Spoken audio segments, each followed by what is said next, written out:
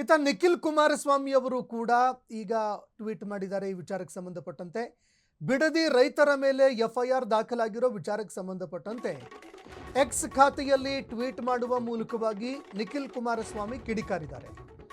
ರೈತರ ಮೇಲಿನ ಎಫ್ಐಆರ್ ಅನ್ನು ರದ್ದು ಮಾಡಬೇಕು, ಅಮಾಯಕರ ಮೇಲೆ ಎಫ್ಐಆರ್ ದಾಖಲು ಮಾಡಲಾಗಿದೆ, ಸರ್ಕಾರದ ಈ ದೌರ್ಜನ್ಯವನ್ನ ನಾನು ಖಂಡಿಸ್ತೀನಿ, ಮಾಹಿತಿನೇ ಇಲ್ಲದೆ ರೈತರ ಭೂಮಿಗೆ ನುಗ್ಗಿ ಸರ್ವೆ ಮಾಡಿದ್ದಾರೆ, ಪ್ರಶ್ನೆ ಮಾಡಿದಂತಹ ರೈತರ ಹೋರಾಟವನ್ನು ಹತ್ತಿಕ್ಕೋದಕ್ಕೆ ಈ ಅಸ್ತ್ರವನ್ನ ಪ್ರಯೋಗ ಮಾಡ್ತಾ ಇದ್ದಾರೆ.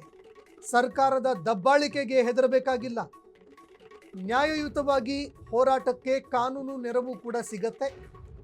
ರೈತರ ಮೇಲಿನ ಸುಳ್ಳು ಎಫ್ಐಆರ್ ಅನ್ನು ರದ್ದುಗೊಳಿಸಿ, ಇಲ್ಲದೆ ಹೋದ್ರೆ ಸರ್ಕಾರದ ವಿರುದ್ಧ ಹೋರಾಟ ಮಾಡಬೇಕಾಗತ್ತೆ.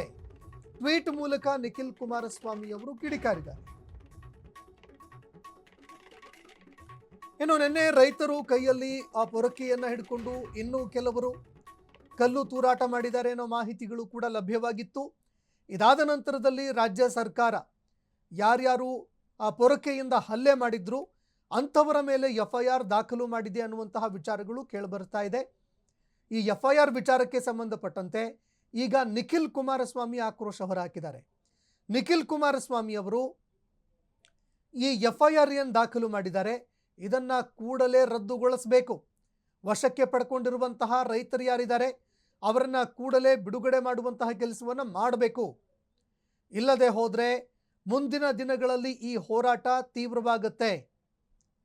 ಜನವಿರೋಧಿ ಸರ್ಕಾರದ ವಿರುದ್ಧ ನಾವು ಹೋರಾಟ ಹಮ್ಮಿಕೊಳ್ಳುವಂಥದ್ದು ನಿಶ್ಚಿತ ಅಂತ ನಿಖಿಲ್ ಕುಮಾರಸ್ವಾಮಿ ಅವರು ತಮ್ಮ ಎಕ್ಸ್ ಖಾತೆಯಲ್ಲಿ ಬರ್ಕೊಂಡಿದ್ದಾರೆ. ರಾಜ್ಯ ಸರ್ಕಾರಕ್ಕೆ ಎಚ್ಚರಿಕೆ ಕೊಟ್ಟಿದ್ದಾರೆ.